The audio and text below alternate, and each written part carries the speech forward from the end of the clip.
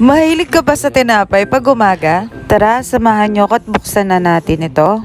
Shoutout nga po pala kay Rede na nagbigay ng tinapay sa akin. Salamat po sa inyo. At i-flex ko na rin ito sa Pando Manila.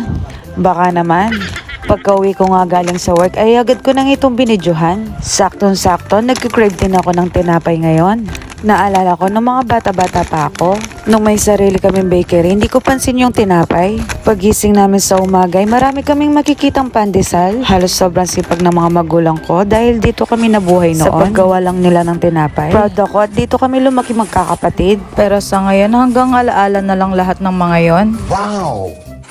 At heto ngayon tinapay na binigay sa akin na 2 supot pa. At tinignan ko na rin ulit yung supot kung meron palaman at heto nga meron pa yung palaman. O diba kompleto na, kulang na lang talaga panulak, charot. Ayan at naka-ready na. At yung flavor nga ng tinapay na ito is malunggay. Parang gusto ko na lang yata itong itanim para dumami yung bunga. Yun nga lang, tinapay yung magiging bunga niya.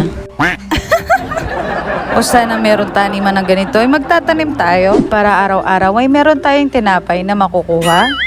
Yan, napasok ka na. Ano-ano kasi pinagsasabi mo eh. At yan, at dahan-dahan na natin binuksan itong lalagyanan ng tinapay. At sunod, at binuksan ko na rin itong palaman. At yung flavor nga pala nitong palaman is yema spread. At kunwari, binasa-basa ko dito kahit di naman talaga ako marunong magbasa. Churot!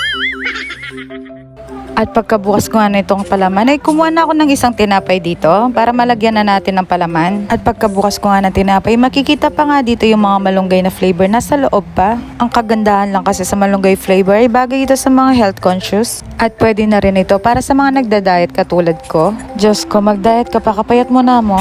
Charot lang. Tara, tikman na natin ito.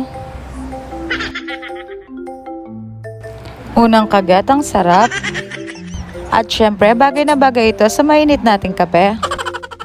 At sarap na sarap nga dyan si Inday kaso mainit pa yung kape. At heto na rin yung almusal ko for today's video kahit madaling araw ko nang ginawa ito. O siya, bye-bye!